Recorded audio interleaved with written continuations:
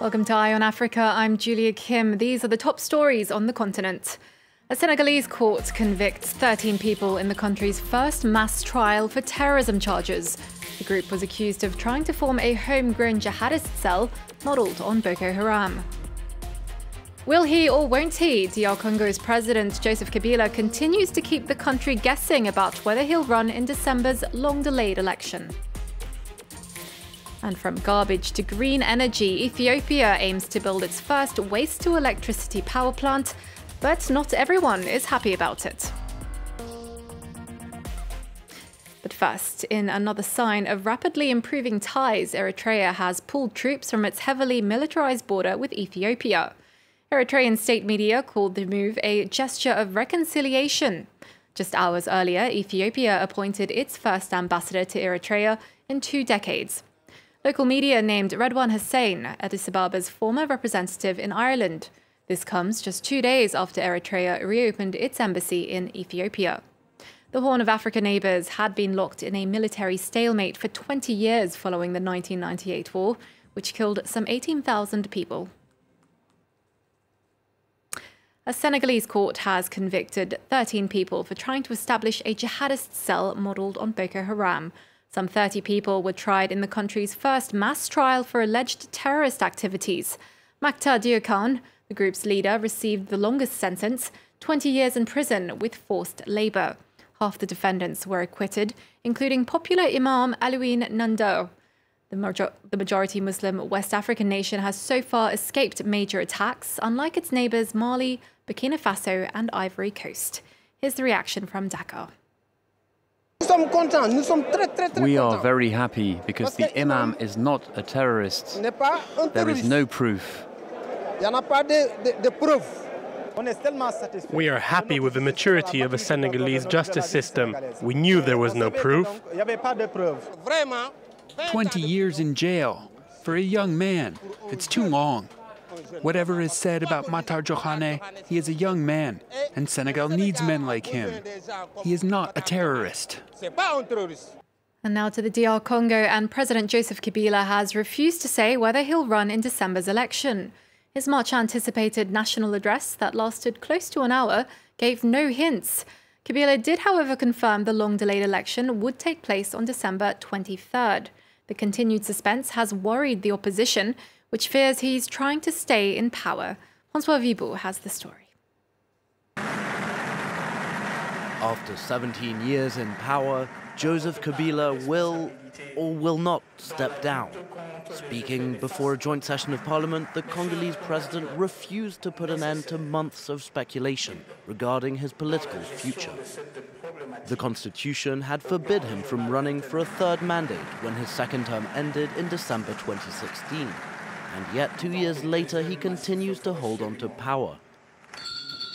Before his time was up, the Constitutional Court had ruled to allow Kabila to remain in place until a new president-elect was chosen.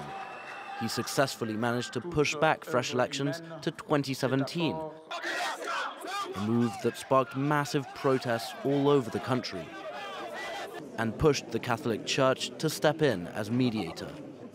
The head of state will not have a third mandate.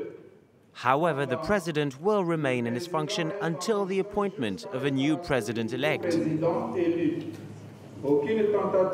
But there will be no attempt to revise the constitution during the pre-electoral period, nor during the electoral period.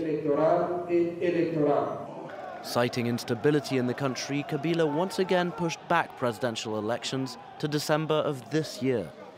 His State of the Union address on Thursday was expected to put rumors to rest and hopefully allow the DRC to move forward to the next elections. But for now, it seems ambiguity will continue to reign. And in other news on the continent, Nigeria's Boko Haram fighters have reportedly killed 6 traders. Local residents say they ambushed a convoy of lorries under military escort on Tuesday. The attack happened near Gambaru, a trading hub on Nigeria's border with Cameroon. Witnesses say gunmen shot, looted and torched the vehicles. Nigeria's army has refused to confirm whether the ambush took place. The government and military maintain that Boko Haram is on the verge of defeat. In one of the regions worst hit by Boko Haram, police say they've caught 8 suspected militants. Borno state officials say the men confessed to involvement in the abduction of the Chibok schoolgirls in 2014. 22 more arrests took place in neighbouring northeastern states. Rights groups have criticised Nigeria's closed-door mass trials of suspected Boko Haram fighters. The militant group has killed more than 30,000 people and displaced over 2 million since 2009. And South Sudan's President Salva Kiir has said he's ready to accept a peace deal to end a civil war. The deal being negotiated in Sudan would set up an inclusive new government. It would give the country 5 vice presidents and also covers security and power sharing. A dispute between Kiir and his former vice president, Riek Machar, triggered the conflict in 2013. Since then, a quarter of the population have fled their homes and the country's economy has collapsed. The 2015 peace deal fell apart after Machar returned to the capital in 2016. Now, 7 years after hunger and disease killed 250,000 people, Somalia is now in the midst of an Islamist insurgency. Thousands have found themselves in camps for the internally displaced in the capital Mogadishu. But a group of young student volunteers are trying to give them hope. They're spending their free time to teach basic literacy and numeracy skills to displaced children. Uprooted from their homes by war and famine, these children are finally back in the classroom. For years, they've been living with their families in IDP camps outside Mogadishu, where everything is lacking. Young student volunteers are teaching them basic literacy and numeracy skills under makeshift shelters, sometimes just under a tree. At first, we couldn't even feed them, but at least we can teach them to make them an educated generation. The volunteers teach nearly 600 students, aged between 6 and 15, in 4 refugee camps near the capital.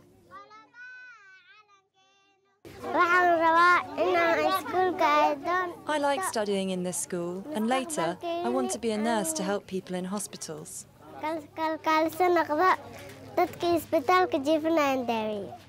Without resources, families cannot afford to send their children to school.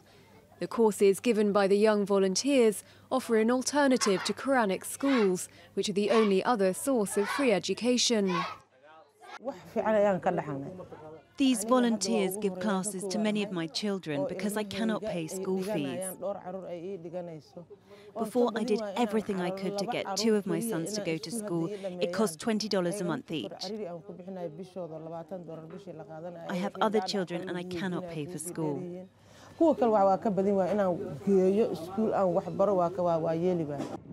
Decades of civil war and famine have led hundreds of thousands of Somalis to flee their homes and settle in these forgotten camps. It's hoped the initiative will help some of the country's most destitute children to dream of a better future than their parents. Galvanizing garbage. Ethiopia is building its first waste-to-energy plant. Set to open this year, the project aims to tackle the capital's growing rubbish problem and boost power supply in the country.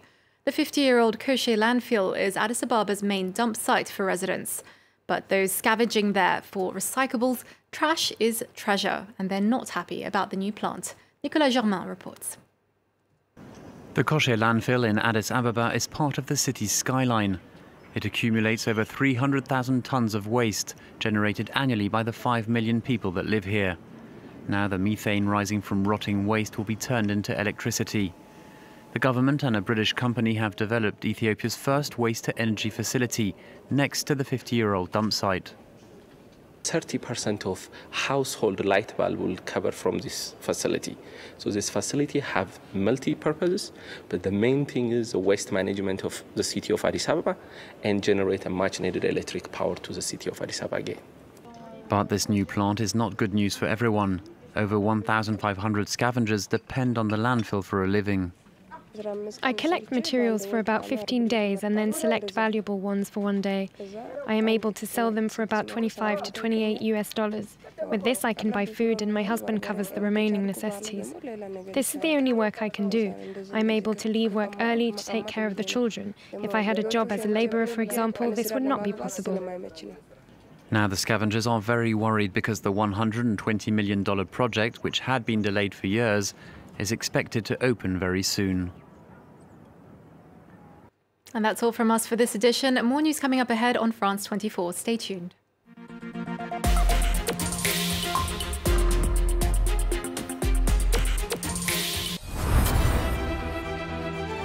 Maracaibo has all the symptoms of a failed economy in an ailing country. Oil facilities are abandoned, leaking pipelines poison the local fishermen's catch. Famine is spreading. A full tank of petrol costs little, but buying a loaf of bread costs a fortune. 2 million people have already fled the country. Our reporter spoke to people struggling to survive and families risking it all by joining Colombia's traffickers. 500,000 pesos, que en 20 meses de trabajo allá no me los gano. Y en un día aquí los tengo. Watch our special report on Venezuela's downward spiral as oil hopes fail to deliver. Our special correspondents are the real eyewitnesses of the news. Join me for reporters.